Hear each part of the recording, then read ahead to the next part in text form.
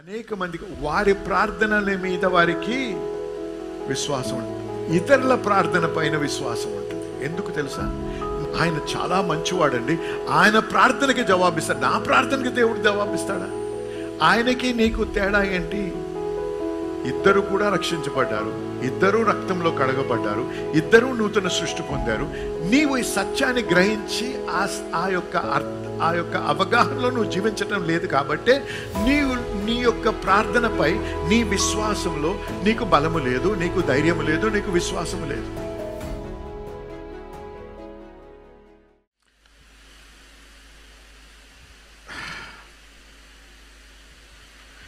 ఈ యొక్క sin consciousness ఏం చేస్తుందంటే ఎప్పుడు కూడా మన పాపపు జీవితం మీద దృష్టి ఉంచుతుంది, కానీ ఏ రిడెంప్టివ్ వర్క్ అంటే విమోచన యేసు ప్రభు చేసిన విమోచన కార్యము, విమోచన క్రియను గుర్తింపజేయదు.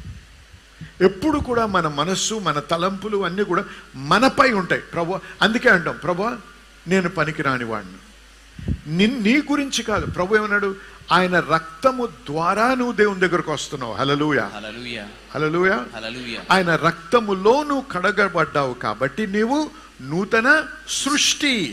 కాబట్టి నిన్ను దేవుడు చూసినప్పుడు గతములో ఉన్నటువంటి పాపిని చూడటంలే, రక్తములో కడగబడిన నూతన సృష్టిగా చూస్తున్నాడు, నిన్ను తన బిడ్డగా చూస్తున్నాడు.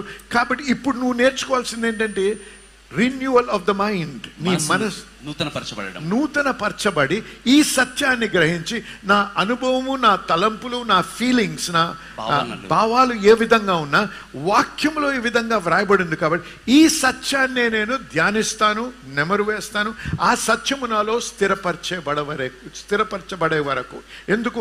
ఆ సత్యములో నేను జీవించినప్పుడే నేను నా ప్రార్థనలకు జవాబును ఎదురు చూడగలను, అనుభవించగలను.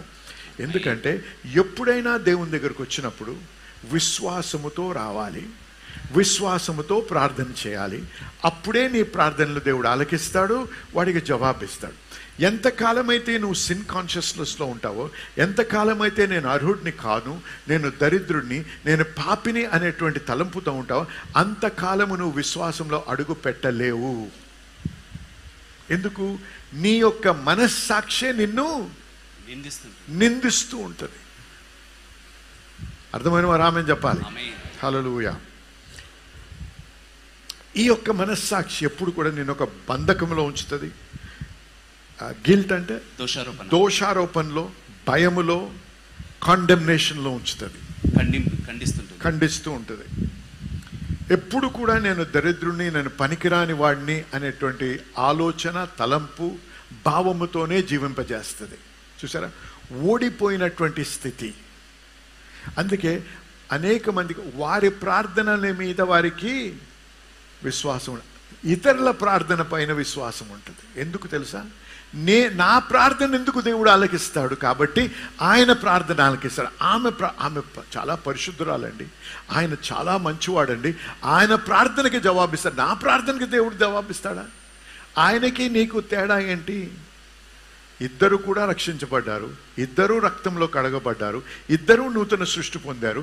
నీవు ఈ సత్యాన్ని గ్రహించి ఆ యొక్క అవగాహనలో నువ్వు జీవించటం లేదు కాబట్టి నీ యొక్క ప్రార్థనపై, నీ విశ్వాసంలో నీకు బలము లేదు, నీకు ధైర్యము లేదు, నీకు విశ్వాసము లేదు. హల్లెలూయా. అర్థమవుతుందా మీ అందరికీ? అర్థమవుతున్న వారు హల్లెలూయా చెప్పండి.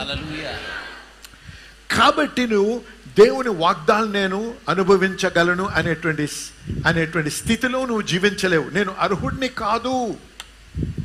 దోషారోపణ ఏం చేస్తుందంటే నీవు అర్హుడివి కాదు. ఈ పాపపు స్వభావం, పాపపు మనస్సాక్షి, నీవు దేవుని యొక్క వాగ్దానాలకు అర్హుడివి కావు, నీవు దేవుని యొక్క దీవెనకి అర్హుడివి కావు, దేవుడు నీ ప్రార్థన ఆలకించడం నువ్వు అర్హుడు కావు, నువ్వు అనర్హుడివి. ఏంటది? అనర్హుడివి అని నిన్ను ఎప్పుడు కూడా నీకు ఆ రకంగా నీ యొక్క తలంపును, నీ యొక్క మనస్సును నింపుతూ ఉంటాడు. అందుకే నువ్వు ప్రార్థన చేసినా, ఎంత మొరపెట్టినా, ఎంత కన్నీరు కార్చినా నీ ప్రార్థనకి జవాబు ఉండదు. ఎందుకు? విశ్వాసం లేదు. నువ్వేమనుకున్నావు? నీ కన్నీరుని బట్టి నువ్వు దేవుని నుంచి పొందగలవని. నువ్వేమనుకున్నావు? నీ ఉపవాసాన్ని బట్టి నువ్వు దేవుని నుంచి పొందుకుంటున్నావని. కాదు, విను. నీ ఉపవాసము, నీ కన్నీరు, అవి రెండు కూడా విశ్వాసముతో కలిసినప్పుడే దానికి జవాబు ఉంటుంది. భావోద్రేకాలకి జవాబు ఉండదు, భావోద్రేకముతో ప్రార్థన ఉండాలి. హల్లెలూయా, హల్లెలూయా. దేవా, నేను కోల్పోయాను, విచారంలో ఉన్నాను, నా కన్నీరు కాదు దేవా, నీకు వందనాలు. ఈ కన్నీరు, ఈ యొక్క బాధ, నా యొక్క వేదన మీకు వ్యక్తపరచుకోండి. కానీ నా విశ్వాసం, నీవు నా ప్రార్థన ఆలకిస్తావు కాబట్టి నీ వాగ్దానం నాది ప్రభువా అనేటువంటి నిశ్చత ధైర్యము నీకు దేవుడు అనుగ్రహిస్తాడు. హల్లెలూయా. ఎప్పుడు నువ్వు నీతిపరుడువి, దేవుడు నిన్ను నీతిపరుడుగా ఎంచాడు అనేటువంటి నమ్మకంలోకి నువ్వు రావాలి. రైచియస్నెస్ కాన్షియస్నెస్ అంటారు దాన్ని, నీతి మనస్సాక్షి. ఎప్పుడు కూడా నీ యొక్క సంతోషాన్ని, నీ నీ ఆత్మీయ కాన్ఫిడెన్స్ని దోచుకుంటా ఉంటుంది. ఇది విన్నటువంటి వాక్యంని బట్టి మీరు ఎంతగానో దీవించి ఆశీర్వదించబడ్డారని నమ్ముతున్నా. మరి మన దేవుడి యొక్క వాక్యం చూసినట్లయితే దేవునికి అసాధ్యమేది ఏది లేదు. మనము అనేక కష్టాలు, లేకపోతే అనారోగ్యాలు, లేకపోతే అనేక అవగతవకలు ఎదుర్కొంటా ఉంటాం. మన దేవుడు అద్భుతాలు చేసేదే. కాబట్టి మీ కొరకు, మీ స్వస్థత కొరకు, మీ యొక్క ఇబ్బంది నుంచి విడుదల కోసం ప్రార్థించాలని ఆశిస్తున్నా. దయచేసి నాతో ఏకీభవించేటప్పుడు మీ చేయి ఒకటి కివి మీద పెట్టండి, ఒక చేయి మీకు ఎక్కడ బాధ ఉందో అక్కడ పెట్టండి. లేకపోతే కోర్టు కేసు అయితే ఆ పేపర్ తంటి ఆ పేపర్ మీరు చేయపెట్టండి. లేకపోతే ఇంకేదైనా అంశం అయితే దాని విషయంలో మీరు చేయించండి. ఇదంతా ఏంటంటే మనం విశ్వాసాన్ని విడుదల చేసే పద్ధతి. అంతేగాని టీవీలో శక్తి ఉండేది కానీ, టీవీలో బలం ఉండేది కానీ చెప్పడం కాదు. కానీ మన విశ్వాసాన్ని విడుదల చేసి విశ్వాసం ముందుకెళ్ళడానికి మార్గం. కాబట్టి దయచేసి నాతో ఏకీభవించేది, ప్రార్థించాలి. ఎందుకంటే అనేకమైన సాక్ష్యాలు వింటున్నాం. ఈ విధంగా ప్రార్థించినప్పుడు మరి దేవుని యొక్క కృపను బట్టి వంకరగా ఉన్న కాళ్ళు సరిగ్గా అదైతే కాకుండా ఎంతో కాలం నుంచి మరి బ్లాడర్లో ఉన్నటువంటి ప్రాబ్లం నుంచి ఒక వ్యక్తి సంపూర్ణంగా స్వస్థపరచబడ్డాడు. క్యాన్సర్ నుంచి, ఎయిడ్స్ నుంచి, రకరకాల రుగ్మతుల నుంచి విడుదల పొందిన వారు సాక్ష్యాలు మేము వింటా ఉన్నాం. కాబట్టి ఈరోజు ఇది మీ తన, ఇది మీ సమయం, మీరు స్వస్థపరచబడే సమయం. కాబట్టి దయచేసి నాతో ఏకీభవించే పరిశుద్ధ దేవుడు మీకు పొందనాలు చెల్లిస్తున్నా.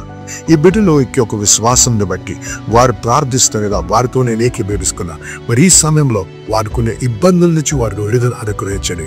ప్రతి విధమైనటువంటి రుగ్మత నుంచి, ప్రతి విధమైన ఆరోగ్యం నుంచి, ప్రతి విధమైనటువంటి సాతాను బంధకం నుంచి వారికి విడుదల కలుగును గాక యేసు నామములో. ప్రభువా, చర్మ వ్యాధి, కిడ్నీ ప్రాబ్లం అవ్వచ్చు, లేకపోతే హార్ట్ ప్రాబ్లం అవ్వచ్చు, లేకపోతే ఏదైనా సరే యేసు నామములో దాన్ని గద్దిస్తున్నాం ప్రభువా. నాయన అది వర్టిగో అవ్వచ్చు, లేకపోతే మరి కాన్స్టెంట్ తలనొప్పులు అవ్వచ్చు. ఏదైతే నేను ప్రభా మీరు స్వస్థపరిచే యెహోవా ప్రభా, మీరు మాకు స్వస్థత అనుగ్రహించే యెహోవా రాఫా నాయన. కాబట్టి మీ పేరుట, మీ నామంలో ప్రార్థిస్తున్నాను ఆయన. మీ నామంలో ఈ యొక్క పరిస్థితుల్ని, ఈ యొక్క అడ్డంకుల్ని, ఈ యొక్క అనారోగ్యాన్ని యేసు నామంలో గద్దిస్తున్నాం ప్రభా. మరి ప్రతి వారు ఎవరైతే నాతో ఏకీపిస్తున్నారో వారందరికీ విడుదల పలుకుతున్నాను ప్రభా. వారందరికీ స్వస్థత కలుగును గాక పలుకుతున్నాను ప్రభా. నీ వాక్యానుసారంగా పలుకుతున్నాను. కాబట్టి వారి స్వస్థత నొందారని నమ్ముతున్నా ప్రభా. మీకు వందనాలు చెల్లిస్తున్నాం. మీకే మహిమ కలుగును గాక. మరి ప్రభా, వీరు సాక్ష్యాలతో రావడానికి, మిమ్మల్ని గణపరచడానికి సహాయం చేయమని యేసు నామములో ప్రార్థించి వేడుకుంటున్నాము తండ్రి. ఆమేన్. దయచేసి వినండి. ప్రార్థించాం, నమ్మండి. ప్రార్థించినప్పుడు మీరు పొంది ఉన్నారని నమ్ముడి అన్నారు ప్రభు. నమ్మండి, దేవుని స్తుతించండి. ఆ నొప్పులు ఇంకా ఉండొచ్చు, కానీ అవి ఖచ్చితంగా మీరు మార్పు చూస్తారు. ఖచ్చితంగా స్వస్థతను అనుభవిస్తారు. కాబట్టి దయచేసి ఏకీభవించి మరి దేవుని స్తుతిస్తూ ముందు కొనసాగుదాం. మీరు స్వస్థపరిచి ఆ స్వస్థత పొందిన తర్వాత, ఆ విడుదల పొందిన తర్వాత, ఆ యొక్క ఉద్యోగం పొందిన తర్వాత, ఆ యొక్క సమస్యకు పరిష్కారం పొందిన తర్వాత దయచేసి మాతో మీ యొక్క సాక్ష్యం పంచుకోండి.